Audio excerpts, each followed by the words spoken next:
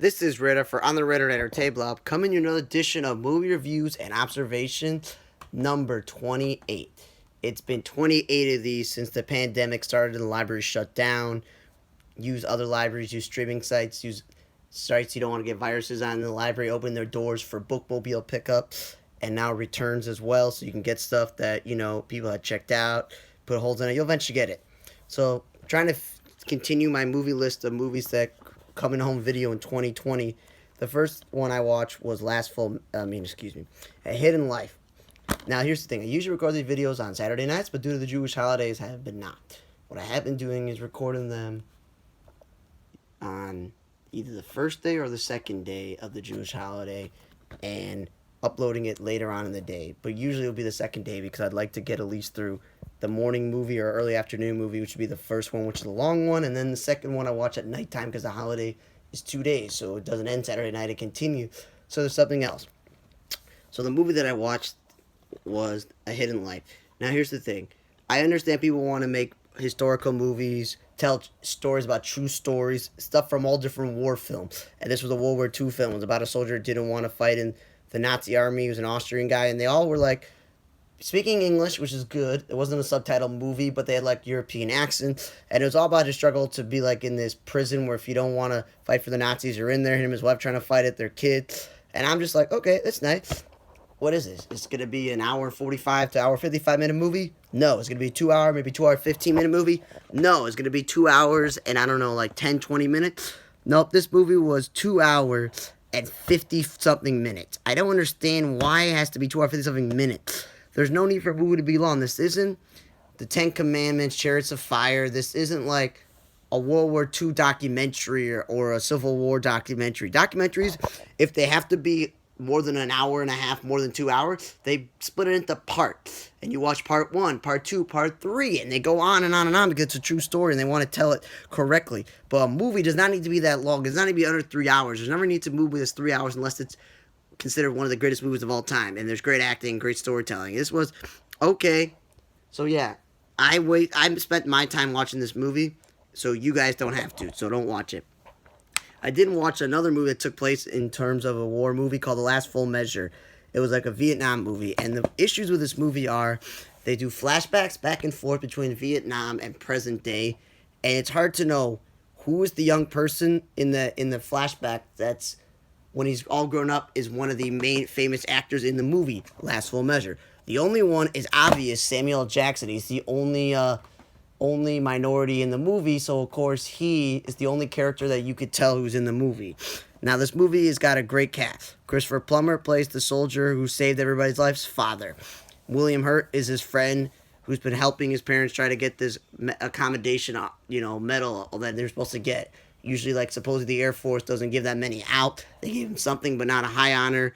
Ed Harris and Peter Fonda and Samuel Jackson are some of the soldiers that were in that platoon, all people that were in Vietnam. Now, the movie is basically more current days, like in the 2000s. And Sebastian Stan, who I thought when I saw the cover was playing the soldier in the flashbacks. But no, he's a lawyer. He works for like the Department of Defense, and they deal with these things. Bradley Whitford's like his co-worker boss, blah, blah, blah, blah, blah. And it comes on his plate, and he's got to deal with it. And he asks what happens. He does the research. That's why he's going to interview the man's parent, Christopher Plummer, and his wife, William Hurt, his friend, and the people who were involved, like Ed Harris. And they're all like, they're all like all over the place. So he's got to go out and research and do his job and talk to them. And it's a good story because he goes out of his way to make sure that he gets closer to these people, fight for this. Because at the beginning, he's like, do I really got to do this? And Bradley Whitford's like, yeah, you just got to go through the motions, say you tried, push it off to like the next person, blah, blah, blah. But he takes it upon himself to really do this. And an hour 50-minute movie is not that bad for a recounting of the movie, but in terms of confusing who's in the past, blah, blah, blah, blah, blah, that was one of the things we're hard to tell. And then it says in the movie, when you're watching this, that there are actors in here that you've heard of. And I'm just thinking, like, okay, who's in here? So watching this movie, they're like, well, Michael Imperioli's in the movie. And I'm like, I know what he looks like. How do I not know that it's him? And then they say that Paul Walker's brother's in here, and I'm just like, I didn't see him in there. Maybe if I like squint my eyes and when they do the flashbacks, that maybe he's in here. And then they also say that Robert Pine, famous actor who's also has his famous son Chris Pines in this movie. They say Max Gale, who's famous from Barney Miller playing Wojo's in this movie. So they got all these actors come on the screen. It's really hard to know like which young actor is playing the version of the person present day as an old person. That's just where it's really confusing. But overall, great storytelling. It's an all-star cast. It was like Peter Fonda's last role, so it was pretty nice to see him in that movie. But yeah, I would watch it if you like war movie. The next movie I watched was Trolls World Tour. I was gonna watch it Saturday night, but I fell asleep too early, so I didn't get to see it. So I saw that on Monday. And typical kids movie, it's listed like an hour and 37 minutes. It's less because of all the credits and singing. And I like the idea of rock music is a main music. But the thing that I'm confused about in this Troll movie was they're like electronica, like EDM music is like an old-fashioned music. Like, I understand like jazz or classical music or R&B, soul, or funk, and that country music and yodeling and all these other types of like music are really famous and stuff. But the thing I didn't get was how they consider electronica music to be like that music. But the whole point of the movie was Anna Kendrick's main character. She is Poppy. She's in charge now. She's the queen. And she finds out that there are other universes and stuff. Other music, other trolls. They like other music. And they also used to all be united all together under one thing. They all split up. And they all went their separate ways. And of course, it brings out Justin Timberlake, James Corden, Ron Funches. So yeah, it was actually a really, it's always going to be a great cast.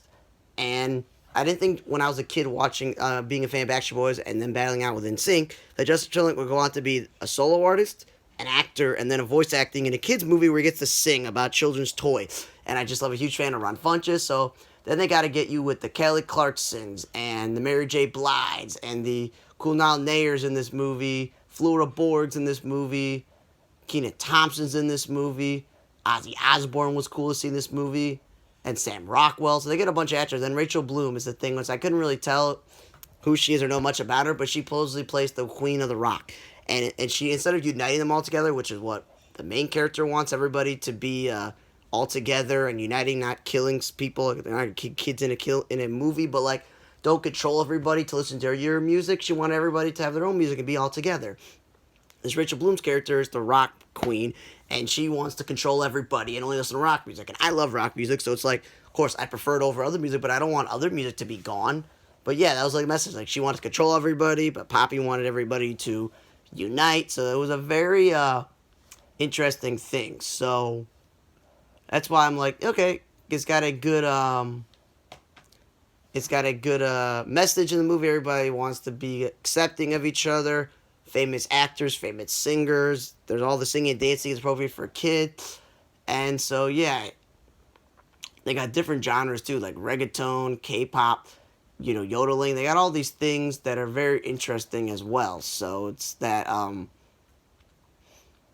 that's the only thing. It's like some of the music where they're like, let's make them as like an all-time like legendary music is like having electronica music as something that, That's a legendary music. Like, oh my god, that was one of the things. That's the only thing I'm getting is that. And at the same time, just a good kids message. I'd watch Trolls World Tour. If you already saw the first one, watch that. Then I watched 21 British, is one of the final movies that Chadwick Boseman got to be in. He's got his New York accent. He's like a detective. It's in his blood. And basically, he follows his father's footsteps, and he's this great detective. And I'm watching this movie, and I'm like, They got, of course, get J.K. Simmons in the movie, typecasting him to be like a cop or a commissioner, thing like that. They get Keith David in the movie. I'm a huge fan of him. He's in the movie.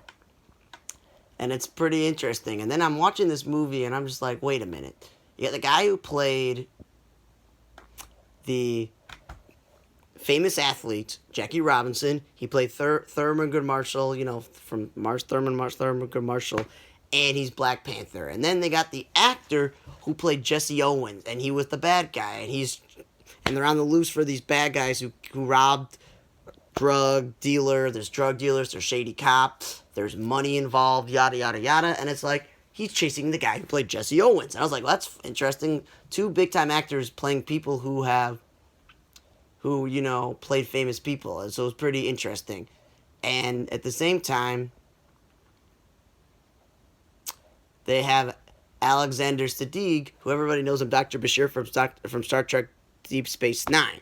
But he's come on to play this like older gentleman with a beard who's eclectic, rich, and interesting. So it's nice to see him in these movies. But yeah, it's not just a movie about them solving a murder and a robbery and they're chasing stuff. There's so many other things that are in the movies that it was pretty interesting. And that the reason why this movie was great, because of course, Chadwick Boseman did a great job in this movie. They had some good supporting cast. There was an interesting plot, backstory, him trying to solve this thing at a certain time, and there's FBI agents who are like on his case. And then there's plot twists. Those plot twists really get you where you're just like, you know what? It's not your typical like cop detective movie trying to solve something and taking on the bad guy. There's some twist in here. So, overall, I would go watch 21 Bridges. It was worthwhile. And then I watched The Hunt, where it's these rich elite people who think they can kill people from like hillbillies, the people from the South, white trash America, like people they think that are racist, homophobic, and nobody would miss them if they don't have any relatives or any family. And there's these rich elite people, and they specifically target specific people. And in doing that, there's one of the people they targeted turns out to be that they're wrong in terms of they can kill all these people and they can get away with it. Well, guess what? You mess with the wrong person. You put somebody who can't be like messed with, and the whole movie is, they say in the plot here, basically one of these people realizes that they turned the tables on the killers, and they're gonna pick them off one by one. So that was interesting to see that one of the people they picked to be hunted is hunting them.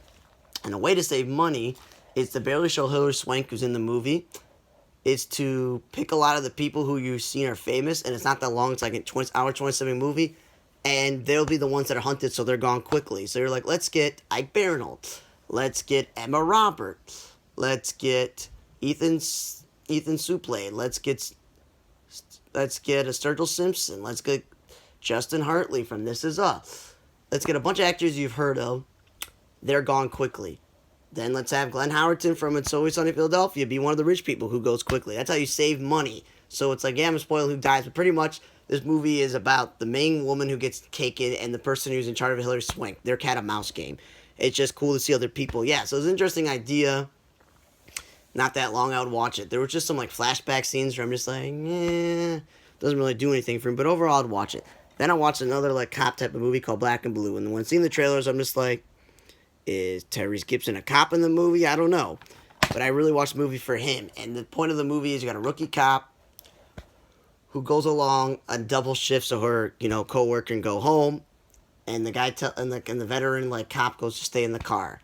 She has her camera on. She witnesses these narcotic cops, detectives, and her partner and the guy she's working with kill not just drug dealers but like children.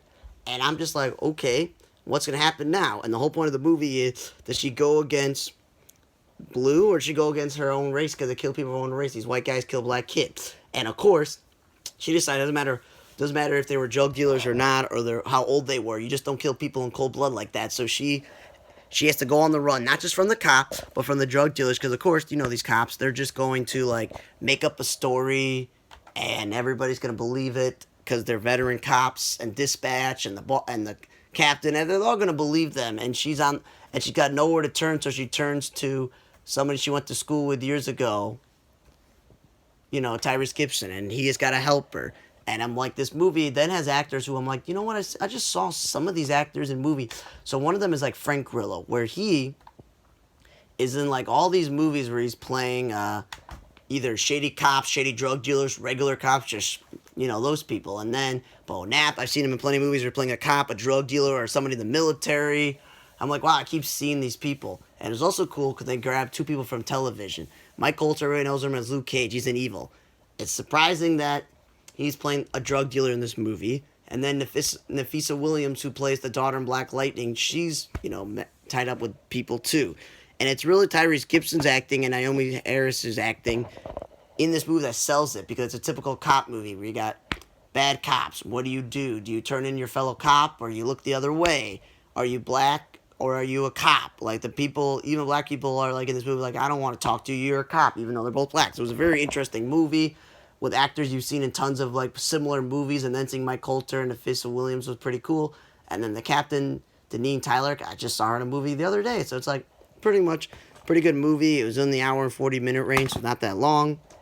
Then I saw Bloodsport, which is one of those like, ooh, like action movies where Vin Diesel plays somebody like he did in the Chronicles of Riddick, and he's in Fast and Furious, so everybody knows him, and he's pretty typecasted.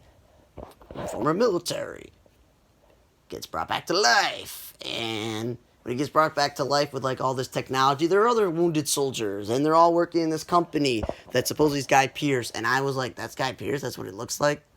Like I was like, that's him. And so the movie is like he's brought back to life. He's got all these abilities that he didn't have before, and you think that he wants revenge on his wife, but of course, that only happens like right away, quickly within like the first 45 minutes, and you're just like, okay, this movie is like an hour and 40-something minutes, almost an hour and 50 minutes. Like, what else is gonna go on?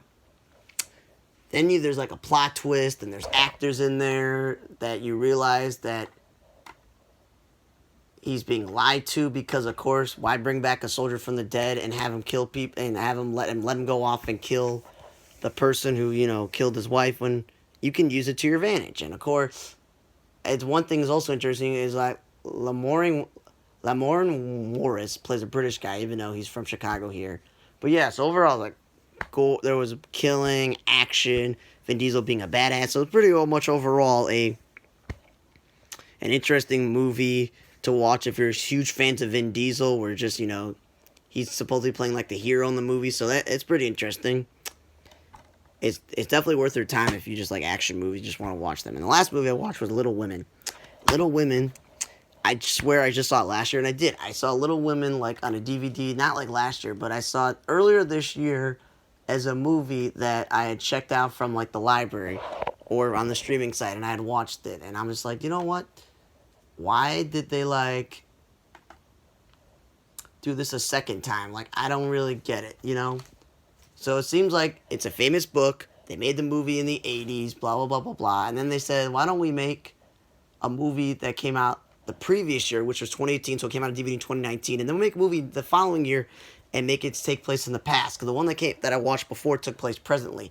And you know what? For a movie that's 2 hours and like 15 minutes, there's a lot of things happening, a lot of drama, so it wasn't like super boring and just a lot of wasted scenes. But you got to follow the story of all the girls when they're kids, when they're young adults, when they're now. It's a little bit over the place. I'm not the hugest fan of Laura Dern or Meryl Streep in these movies, but it was cool. Bob Odenkirk was in the movie, and this Timothy Chalamet character, interesting in the role. And this Saoirse Ronan was like the one from all those, time, place movies before. Emma Watson from Harry Potter's in there, so you got to see her. And it was like just basically about these women and how they do all these things. They tie it into the name of the book being the main character being a writer and all this stuff. So yeah, it was interesting.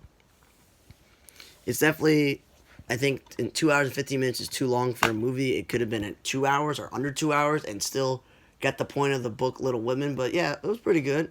As I said, you got actresses who I've seen before. You got Emma Watson, Timothy Chalamet, Bob Odenkirk, Meryl Streep, Laura Dern. You got actors and actresses you've seen before. So overall, not a bad week to movies. Little Women may not be my favorite thing in the world, but it's pretty good. This might have been like a shoddy, plot, holes in the plot with the Vin Diesel movie cliche, but it was pretty good to watch.